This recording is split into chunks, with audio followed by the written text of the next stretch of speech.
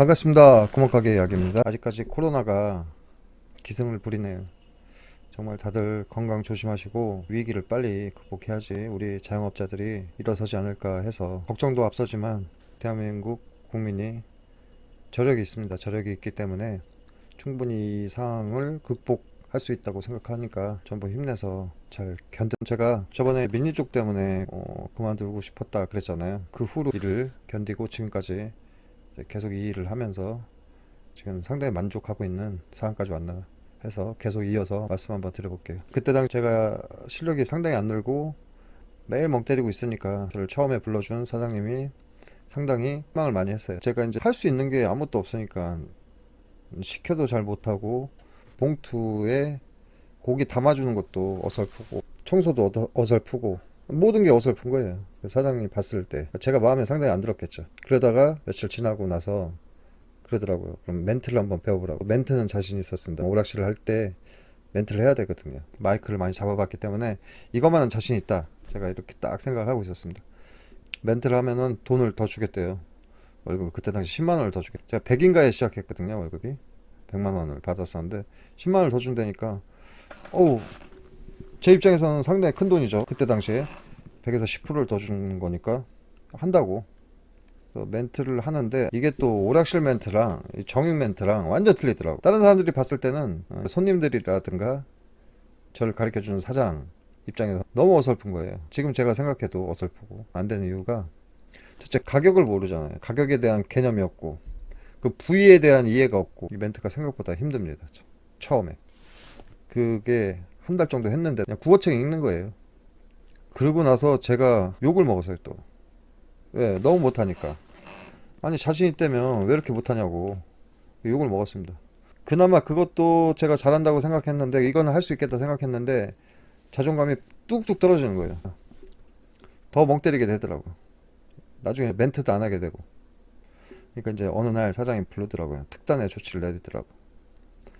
제가 종익에 입문한 지 한 2달 정도 됐을 때예요. 그때 한참 더울 때 7월 말쯤에 왔었는데 10 몇 년 됐죠. 7월 말쯤에 왔었는데 명절까지 어쩌지 해서 9월 추석이었어요. 추석까지 마무리를 짓고 내 딴에는 실력이 조금 늘었겠다 생각을 했는데 이제 사장 입장에서는 제가 마음에 안 들었었나 봐요. 근데 딱 얘기를 하더라고. 제 친구 매장이 하나 있는데 거기 가서 한번 일을 해보시는 게 어떠냐. 여기는 솔직히 나 혼자 해도 충분하다. 매출이 또 안 나왔어요. 매출이 안 나왔기 때문에 저한테 이제 지금 추천해 주는데 그쪽은 바쁘니까 그쪽 가서 배우면 실력도 빨리 늘고 거기가 더 장사가 잘 되기 때문에 사람들도 많다. 동생들도 많고 하니까 좋은 사람들 많으니까 그쪽 가서 한번 해보는 게 어떻겠냐 이렇게 얘기를 하더라고요.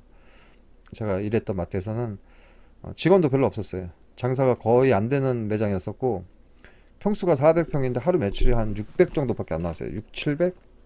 1000만 원이 안 나왔어요. 매장은 거의 400평이에요. 400평. 엄청 큰 매장인데 전기세도 못 내는 그런 최악의 매장이었습니다. 그래서 직원들도 거의 없었고 남아있는 건 정육이랑 생선 코너도 비어 있었고 그런 상태였었는데 그쪽으로 넘어가라고 얘기를 하더라고요. 그래서 이제 고민을 하다가 사장님이 편하다고 나는 사장님이 편해요. 그냥 계속 있겠다 처음에 그랬죠.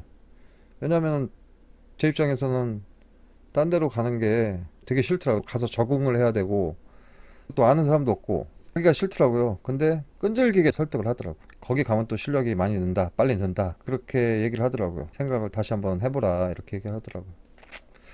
그래서 제가 이제 가만히 생각을 해봤습니다. 육절기를 만질 수 있었던 것도 아니고 골절기도 못 만지고. 그러니까 사장 입장에서는 완전 계륵이에요, 계륵. 먹튀죠, 먹튀. 진짜 꼴 보기 싫은 거죠. 그냥 양념이나 손님 오면 담아주고 랩 사갖고 진열하고 그렇다고 랩질도 잘 못하지. 한두 달 돼도 매일 실력이 그 자리니까 이 사장 입장에서도 날 보내고 싶었겠죠. 그 마음을 충분히 이해합니다. 지금 이 영상을 보고 계시겠지만 아무튼 그런 상황에서 그래 나도 더 이상 짐이 되지 말자. 짐은 되지 말자. 그만 먹고 갔습니다. 그게 지금 제2의 고향이 된 거죠. 거기 갔더니 이제 분위기가 완전 틀리더라고요. 이쪽 매장은 좀 어두웠는데 이쪽은 좀 밝았어요. 사장은 어리고 그 다음에 형제였었는데 사장이 2명이었어요. 한 명은 저보다 어리고 한 명은 저보다 한 살 많고 분위기는 좋더라고요. 잘해줬어요.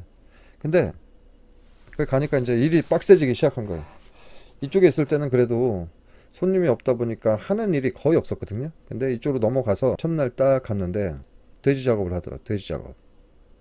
그러면서 그 팀장애가 다리를 딱 던지면서 저한테 탁, 형님 이거 한번 까보세요. 딱 그러는 거예요. 뒷다리를 딱 던져주는 겁니다. 이거 까보라고. 까라는 뒷다리가 제일 쉬우니까 저 하는 거 보래요. 한번 했더니 쑥쑥쑥 하더니 뒷다리 쑥 하고 뭐 사태 있고 사태 빼는 법 뭐 이런 거 싹 가르쳐 주더라고요. 근데 처음 하는 놈이 그게 들어옵니까? 뼈가 어디 있는지도 잘 모르고 하면서 애를 엄청 먹었죠. 그리고 왜 이렇게 무거운지 뒷다리는. 그래서 우여곡절 끝에 뒷다리를 까긴 깠는데 그 후로도 이제 계속 이 친구가 지육 작업하면 뒷다리만 알려주고 그 다음에 이제 뭐 기름 손질이나 하고 또 그런 생활을 계속 한 겁니다. 처음에 뒷다리를 딱 던져주는데 눈앞이 깜깜하더라고요. 난 이런 거 안 하려고 그랬거든. 근데 뒷다리를 딱 던져주고 나한테 가르쳐주면서 하라니까 꼼짝없이 하게 된 거죠. 너무 힘들었습니다. 그때 당시. 정육하면서 처음에 뒷다리를 까고 그 다음에 닭도리 모양 내서 하루에 수십 마리씩 진열하고 생닭 트레이로 작업해갖고 그때 당시에 다 그렇게 작업을 했습니다.